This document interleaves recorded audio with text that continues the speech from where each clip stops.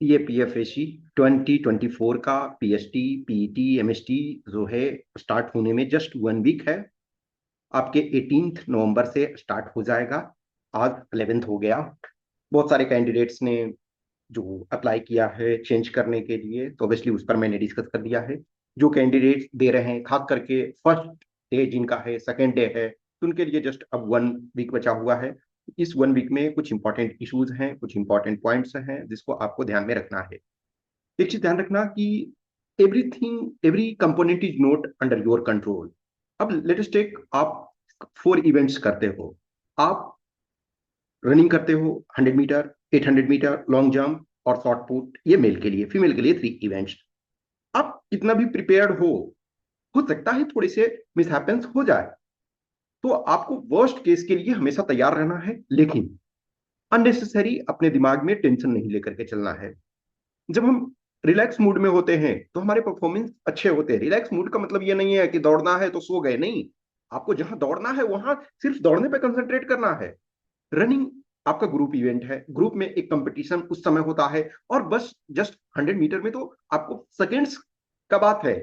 800 metre में obviously minutes उसमें है, लेकिन जो आपके 100 मीटर वाले में सेकेंड्स है, सेकेंड्स मायने रखता है। उसमें मिनट है, लेकिन हाँ, उसमें भी सेकेंड मायने रखता है कि यस, किसी ने 5 सेकेंड लेट कर दिया तो वो बाहर हो गया। लेकिन ग्रुप जब एक्टिविटी होता है तो थोड़ा सा आपको एनर्जेटिक होते हैं। लेकिन जो 2 इवेंट है मेल के लिए और फीमेल के लिए एक इवेंट, वो इंडिविजुअल इवेंट है, लेकिन उसमें आपको अटेम्प्ट मिल रहा है, 3 चांसेस मिल रहे हैं। रनिंग में आपको सेकंड चांस नहीं मिलता, आप एक बार फेल फेल। आपका रिकॉर्डिंग वगैरह वहां चलता रहता है, ऐसा नहीं है कि आउट आपको ऐसे ही रिजेक्ट कर देते हैं।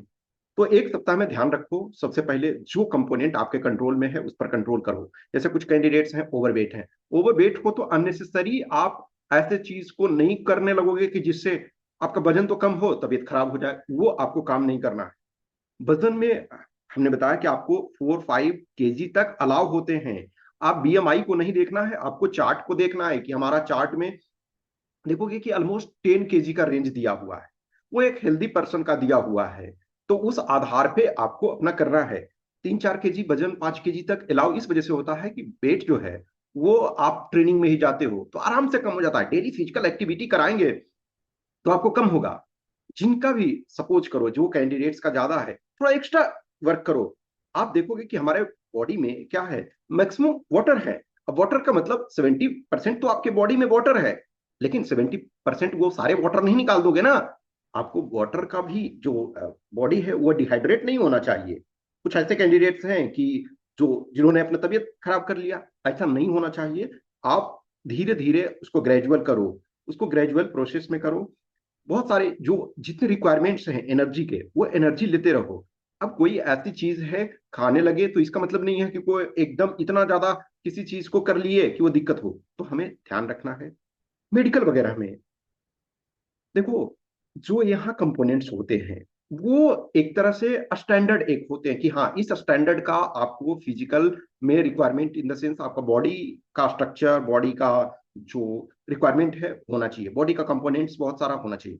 नॉर्मल लाइफ में वो प्रॉब्लम नहीं है। ऐसे कुछ स्टूडेंट्स ऐसे होते हैं जिनको मेडिकल में मान के चलो उन्होंने गए एम्स में कभी ट्रीटमेंट कराया, या कोई जो एस्पेक्ट्स में उनको डाउट है, इवन एम्स जैसे ऑर्गेनाइजेशन इंस्टीट्यूशन या और रेपुटेड इंस्टीट्यूशंस ने वो बोला कि यस, नॉर्मल लाइफ में आप कोई दिक्कत नहीं है, लेकिन पता चला कि मेडिकल वाले बोर्ड में गए और उनको रिजेक्शन हो गया।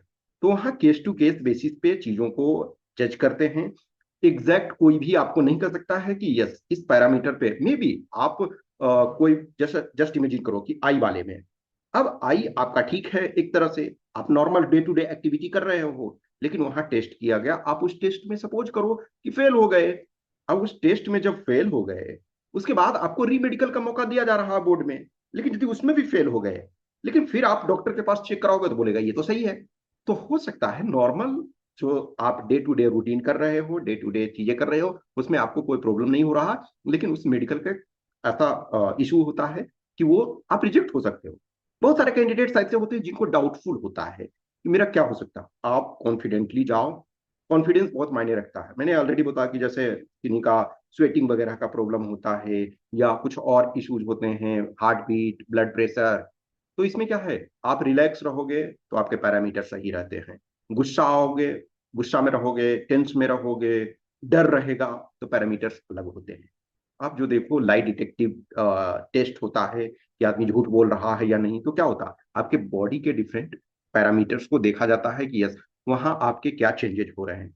तो रिलैक्स रहोगे तो उतना अच्छा रहेगा। एक चीज ध्यान रखना कि जब भी आप असिस्टेंट कमांडेंट के रिटेन क्वालिफाई किए हो, यूपीएससी का एक स्टैंडर्ड रेपुटेड एग्जामिनेशन है, तो वहां से आप एक अच्छे लेवल में हो, आप अच्छे कंडीशन में हो, तो ये होपफुल रहो कि यस वर्स्ट केस में हमारा इसमें ना हो पाता है, फिर भी हमारे लिए और गेटवे हैं, हमारे लिए और चीजें हैं।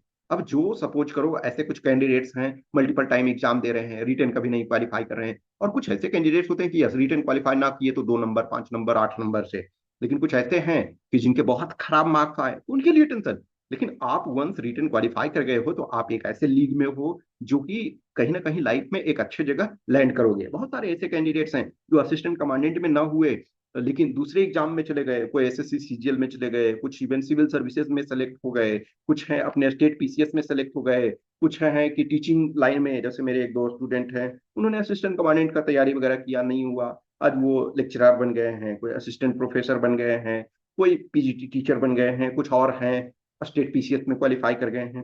तो आप इन चीजों का ध्यान दो। बॉडी को हम अननेसेसरी जितना हमारा क्षमता है उतना हम यूज करेंगे।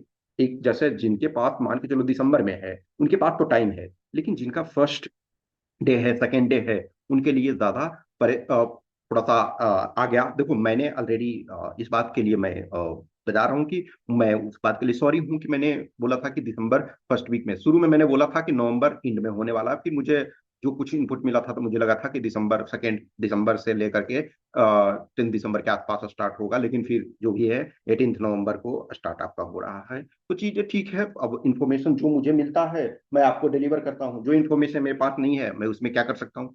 तो अभी थोड़ा सा अननेसेसरी टेंशन ना लो, और जितना हो सकता है इंजुरी को अवॉइड करो, इंजुरी ना हो वो कोशिश करो। देखो हमेशा जैसे रनिंग वगैरह में किसी का 1 सेकेंड एक्स्ट्रा लग रहा तो ज्यादा परेशान होने की जरूरत नहीं है, आप वहां कर लोगे। लॉन्ग जंप में थोड़ा सा दिक्कत हो रहा है तो अभी आप कर लो जाओगे, वहां वहां 3 अटेम्प्ट दिया जा रहा और वहां एक एनर्जेटिक होता।